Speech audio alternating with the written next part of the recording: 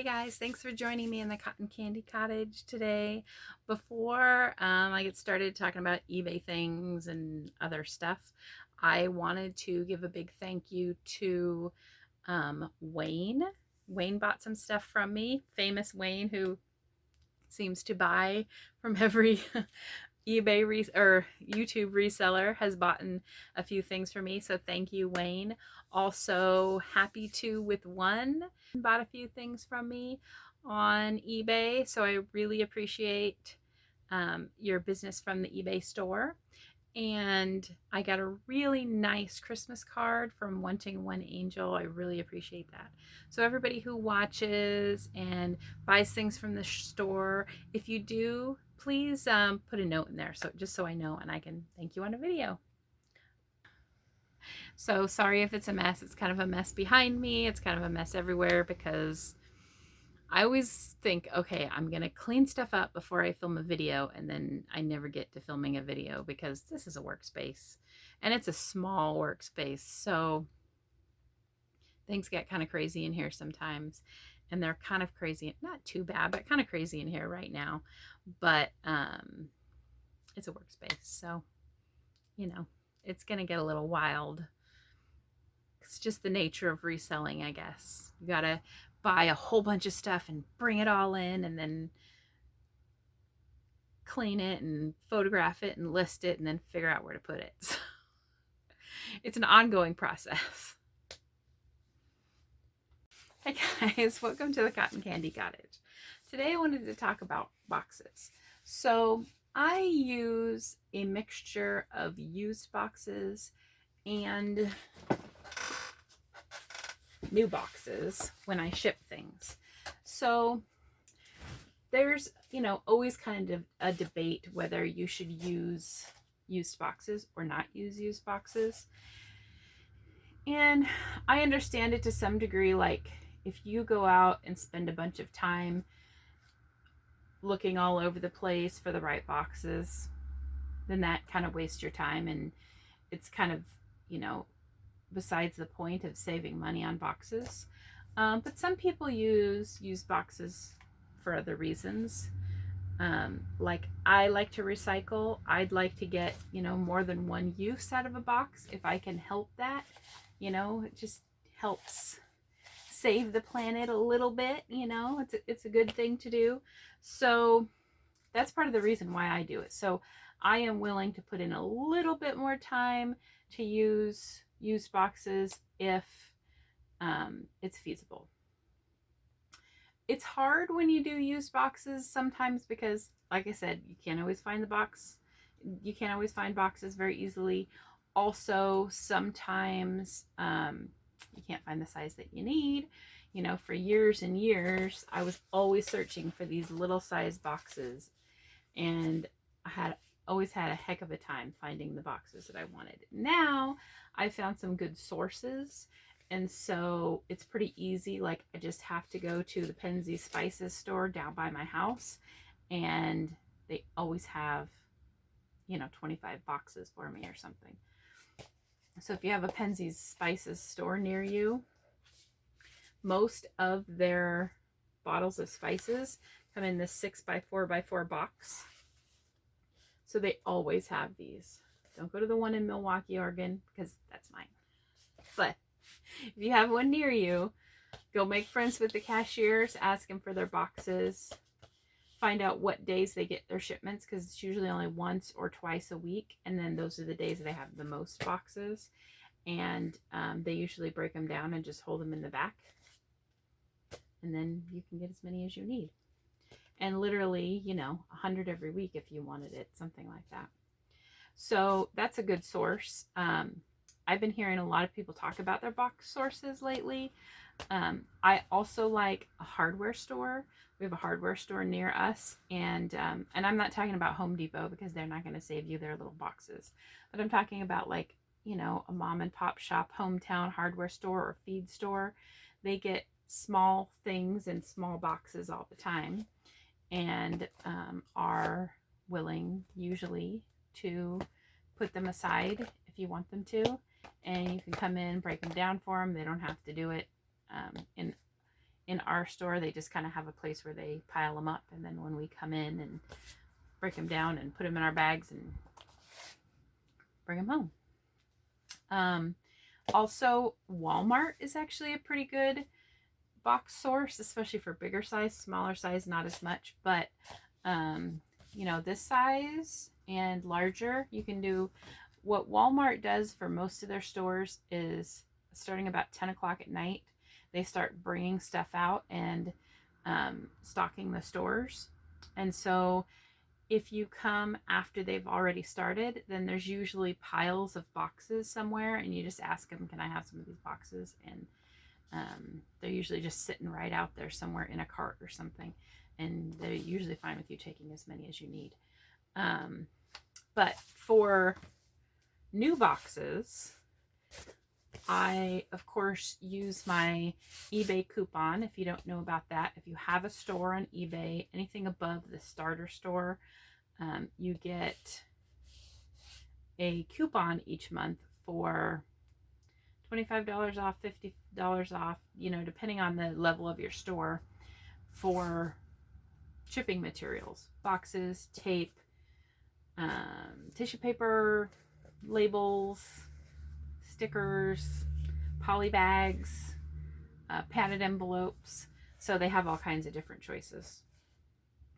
And that's not every month. I said every month. I meant each quarter.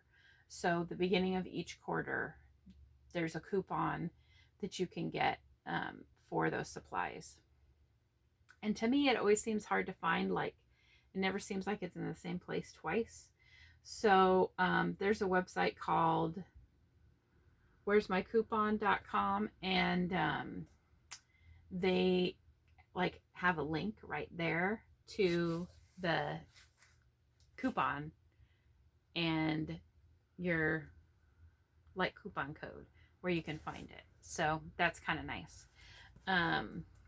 Used boxes can be good. I know some people also don't like used boxes because they feel like, a lot of people feel like the integrity of the box after one use is shot and it's not safe to use anymore.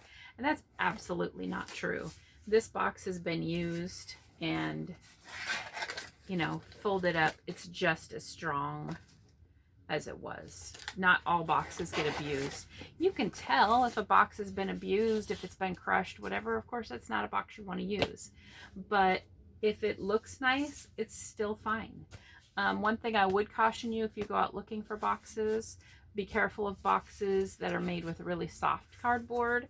You know, you can tell, you can feel it. Some boxes you could just kind of crush the box with your fingers because the cardboard's so soft. Don't get those. Don't get the real thin ones. Always go for corrugated if you can. You can see there on the edge, the little corrugated paper inside makes it thicker. Like cereal boxes and stuff, you don't really want to use that. And of course, boxes that are torn or crushed, you don't want to use those again. You also want to watch out for boxes that are really thick. Like some boxes have really thick double walls and stuff, which might seem great, but it also adds a lot of weight. So if you get those really thick boxes, something that might, you know, ship first class, when you put it in that thick box, it's not going to ship first class anymore. Now it's going to be over a pound, and you quoted 12 ounces, and now you're going to have to pay the extra. So just be careful of that the box isn't too heavy, because sometimes you can have really heavy boxes. But you know, you can always tell if the box has a good integrity. If it does, then it can be used. And another thing that I do, just to make the box look a little nicer, because I know some people say, well, it looks unprofessional. Well, first of all, most of us resellers, we're selling people's trash on eBay to other people, right? I mean, they're throwing it out to the Goodwill or whatever. So it's something they didn't want anymore. It's their trash. So I'm not overly concerned about, you know, the box looking like it's brand new when the item's not brand new. I mean, if you're selling brand new items, then I get that. But if you're selling vintage items or used items, then, you know. what I do then to make it a little bit more presentable looking, and especially with these Penzi spices boxes, if you do end up going there, and they have hundreds of locations, so look on their website, because there might be one near you. But these smell like the spices inside. I mean, they do, because that's what's shipped in them. So if you know, sometimes it's fine and it's not too bad, and other times it's like black pepper, and you don't want somebody's stuff to smell like that when they get it. So what I will do is I'll open it here at the junction like that, and then I just flip it around. And then I'll tape across here.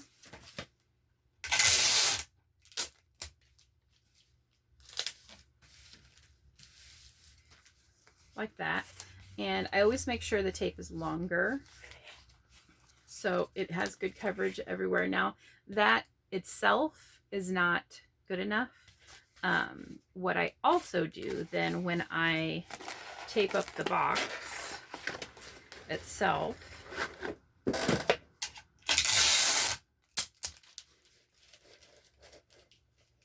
I'll show you what I'm doing here in a second, is I make sure that the tape that goes over also goes over this. So it's an extra layer of protection. And then when I do this side, I'll make it sure it goes here. So I'll show you that in just a second. Let me fill this box. Whenever I'm shipping something using newspaper, I will use a piece of tissue paper to cover it up. So I have little Cabbage Patch shoes here that I sold for $12. And I'm gonna just wrap those in half a piece of tissue paper. I usually cut the tissue paper in half that I buy, and then no newsprint will get on them.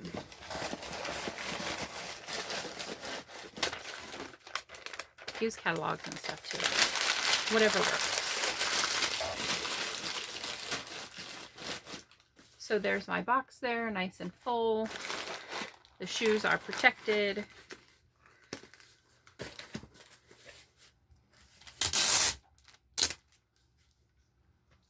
And I go over that edge and meet again with this piece. So this is complete taped over the junction and then all the way around. Now, if you have a box that's wider than this, so when you go across this, it doesn't go across the junction, then you're gonna have to go, you know, over to that point and go across, or I would anyway. You might feel it's good enough. It's up to you. And I always go all the way around a box with tape. I know some people don't like the eBay tape. Some people think that it's not strong enough. Tape sticks to tape. So I just go all the way around, and then I have no worries about it coming off. It's not coming off. It's not going to happen. And after, because I have kept track, this is my 16,903rd package that I've sent through eBay, Etsy, Poshmark, Bonanza, and way back I used to sell on my own website too. So almost 17,000 packages. Doesn't come apart. So now this box looks a lot nicer, and it only took me a couple of extra seconds to do that. Now I'll weigh it, send it out. No big. So now it looks a lot nicer. It smells on the outside, but not on the inside. It doesn't smell bad. You know, it smells like spices. It's not necessarily a stinky smell. But it's nice and safe because of the tape. So that's what I do to make an old box look nice again. Make it look more professional. So if that's your issue with using old boxes, just try this. especially those boxes that have all kinds of like advertising and barcodes and blah, all over them. Looks a lot nicer when you get it this way. And it's real easy to do. Okay, guys, thanks for joining me in the shed today with my camera like sinking down slowly. This mount, I think it's getting too old. How do you deal with boxes? Tell me down in the comments below. Do you use new ones? You always use old ones? Do you do a combo of both like I do? I like to have new ones around just so that I'm sure that I have what I need. And then when I get the used ones, then I use those up first. So, you know, just in case I might need a size or something, I always have those new ones available. But I reuse the other ones first just because, you know, it's more environmentally friendly. And I want to be friendly to the environment. I want us to be friends. Okay, guys, see you next time. Bye. Hey guys, welcome to the Cotton Candy Cottage. So today I wanted to talk about boxes. So